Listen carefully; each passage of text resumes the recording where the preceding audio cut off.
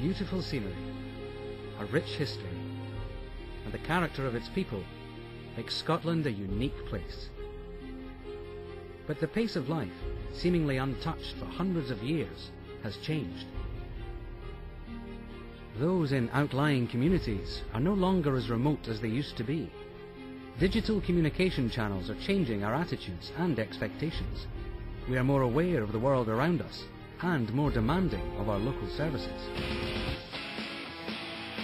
Councils are changing too, transforming themselves to be more responsive to the needs of the citizen and striving to do more for less by improving efficiency and delivering greater value for money. As part of this transformation, councils are identifying opportunities for improving services by simplifying, standardising and sharing common systems and processes with each other.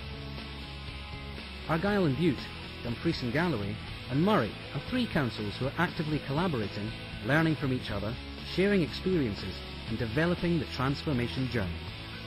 Together they cover more than 7,000 square miles, and with a combined population of over 300,000 people, many of whom are in rural, remote locations, these councils face similar challenges. So it makes sense to plan the transformation together. But what difference will these changes make to their customers? Well, each council will use their own customer service centre as a single point of contact for all the council services. What will change is that customers will be able to access these centres through different channels. Face-to-face via the network of service points, by telephone using simplified set of numbers, via the internet, by email, by SMS text and by post. Whatever way customers choose to interact with the service centre, their inquiry will be tracked with greater accountability and transparency. Where possible, inquiries will be dealt with immediately. Anything that requires further action will be handled by well-documented routes, so the query will go directly to the most relevant person and the customer will know what is happening. So customers will have easier access to their council and a more efficient service.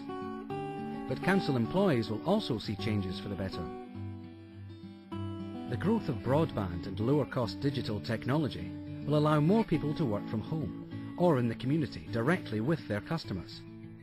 This will allow greater flexibility in working hours and will help the council to retain skilled employees who might otherwise have left due to personal commitments. Flexible working will reduce travel costs and carbon emissions, as well as giving employees a better work-life balance. Productivity will be better too. With less people needing an office on a daily basis, touchdown points, which can be booked for a few hours at a time, will replace traditional desks.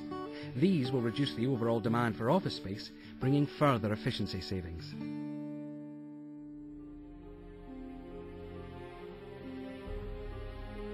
So, the councils of Argyll and Bute, Dumfries and Galloway and Moray are at the start of a journey of transformation to bring these changes to life. Whilst transformation is a journey that will evolve, as new technology and new ways of working are developed and the demands of customers change, the purpose of their journey will remain constant: to create efficient, effective and accessible councils that deliver great service to their customers wherever they live.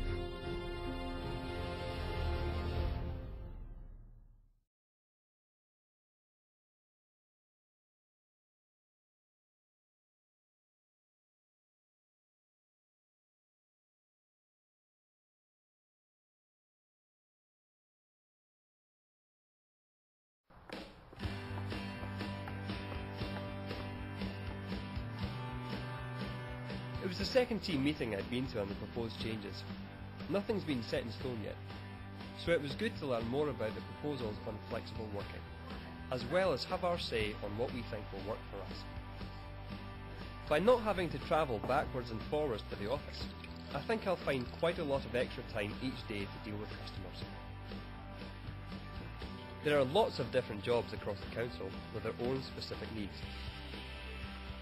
Jenny is a working mother, and I know she wants to understand how it might affect her. I've had a one-to-one with my boss about the changes only last week, and there are regular e-bulletins which keep the team up to date. I'd love to be able to pick up the kids after school and then finish my work once they've gone to bed. I've even thought about going part-time. I can't really afford it, but it's important for me to be there to see my kids, and this may give me an alternative. I'm sure flexible working will help us retain valuable people like Jenny, but that's not going to affect everyone. A friend of mine who's a lifeguard with the council has to work fixed hours, but he told me it's going to help them agree working patterns amongst themselves, so they have more freedom on the shifts they work. I think that will help attract people to work for the council. I wish I'd had that kind of opportunity when I was first starting out. Having a say in our future is important, as I know many people are naturally cautious about change. One thing's for sure, the day I can work at home while I'm waiting for a delivery is going to make my life a lot easier. It's a pretty big change to the way we're all used to working, and I'm glad we get to say how it'll affect us.